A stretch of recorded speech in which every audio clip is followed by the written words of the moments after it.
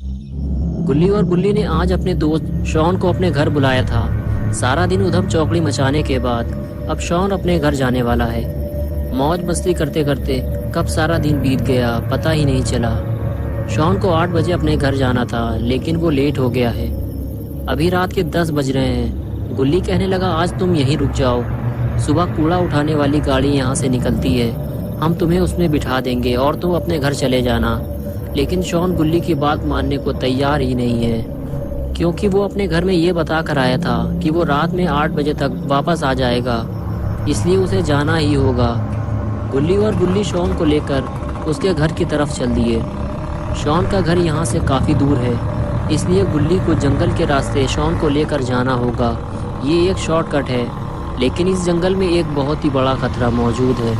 वो है ग्रैनी का घर। ग्रैनी एक पागल बूढ़ी औरत है।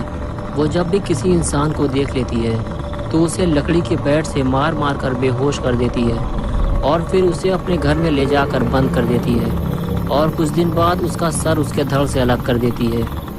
ये तीनों जैसे ही ग्रैनी के घर के सामने पहुँचे तो गुल्ली स्कूटर रोक कर खड़ा हो गया और ये देखने लगा कि ग्रैनी के घर के सामने एक आदमी मोटरसाइकिल लेकर खड़ा हुआ है और वो कुछ अजीब सी हरकत कर रहा है।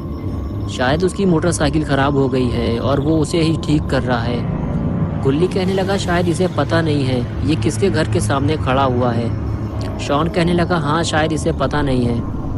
गुल्ली कहने लगा, हमें इसकी हेल्प करनी चाहिए और उसे बताना चाहिए कि वो एक पागल औरत का घर है, वहाँ से हट जाओ। ये कहकर गुल्ली, बुल्ली और शॉन उस आदमी की तरफ चलने लगे।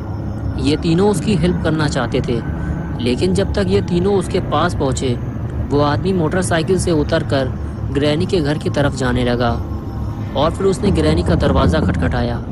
अब गुल्ली और बुल्ली उसकी कोई मदद नहीं कर सकते थे। वो सिर्फ गाड़ी के पीछे छुपकर उस आदमी को देख रहे थे कि अब उसके साथ क्या होने वाला है। क्या ग्रैनी अभी भी जिंदा है या वो अब मर चुकी है? तभी घर का दरवाज़ा खुला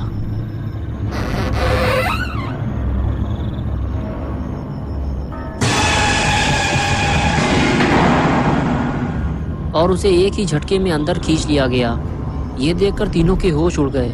शॉन कहने लगा, ग्रैनी उसे अंदर खींच ले गई है। उसके बाद गुल्ली और बुल्ली आपस में बात करने लगे, उस आदमी को ग्रैनी के चंगुल से कैसे बचाया जाए। शॉन गुल्ली और बुल्ली की बातें सुनते हुए बोला, मुझे ग्रैनी से बहुत ज़्यादा डर लगता है, लेकिन मैं तुम लोगों के साथ चलने को तैयार हूँ। और उसके बाद गुल्ली, बुल्ली और शॉन ने घर के अंदर जाने का फैसला किया, लेकिन ये तीनों अंदर जाएंगे कैसे? तभी तीनों की नज़र ऊपर रखी हुई सीढ़ी पर पड़ी। अगर ये सीढ़ी नीचे होती तो ये तीनों ऊपर चढ़ जाते। तभी गुल्ली और बुल्ली के दिमाग में एक आइडिया आया।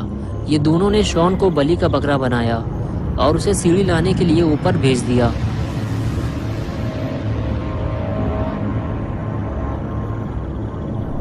अपना शॉन भी थोड़ा हटेला टाइप का है, इसे ग्रैनी से डर भी लगता है और फिर भी ये सीढ़ी लाने को तैयार हो गया। और ये लो हो गया गुल्ली बुल्ली के ऊपर चढ़ने का इंतज़ाम। शॉन गुल्ली और बुल्ली से कहने लगा, ये सीढ़ी काफ़ी पुरानी है, एक एक करके ऊपर चढ़ना। लेकिन जैसे ही गुल्ली ऊपर चढ़ने लगा तभी बुल्ली भी पीछे से आ गया। लेकिन ये सीढ़ी काफ़ी मजबूत है, इसलिए टूटी नहीं।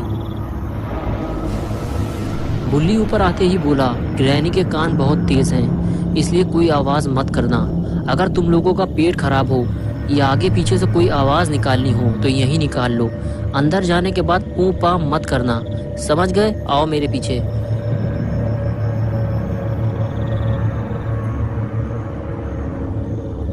गुल्ली, बुल्ली और शॉन को ये लग रहा था कि ऊपर वाला दरवाज़ा आसानी से खुल जाएगा, लेकिन ऐसा कुछ हुआ नहीं, क्योंकि ये दरवाज़ा भी अंदर से लॉक है। अब कोई और इंतज़ाम करना होगा। बुल्ली बोला, शॉन सीढ़ी लगाओ, हम लोग ऊपर चलकर देखते हैं।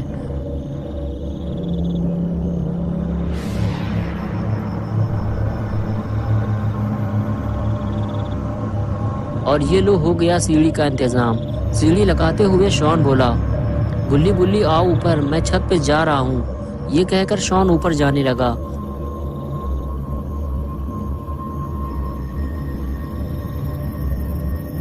और उसके पीछे पीछे गुल्ली और बुल्ली भी जाने लगे।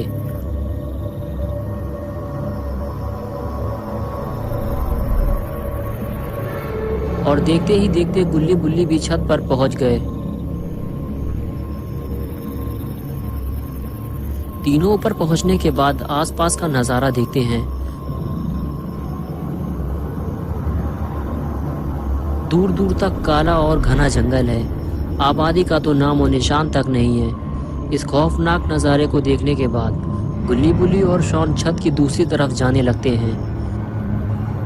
ये तीनों चुपचाप बिना आवाज़ किए ग्रैनी के घर के अंदर जाना चाहते हैं, लेकिन तभी अचानक से छत का एक हिस्सा टूट जाता है और शॉन सीधा ग्रैनी के घर के अंदर ज़मीन में जाकर गिरता है और बेहोश हो जाता है। गुल्ली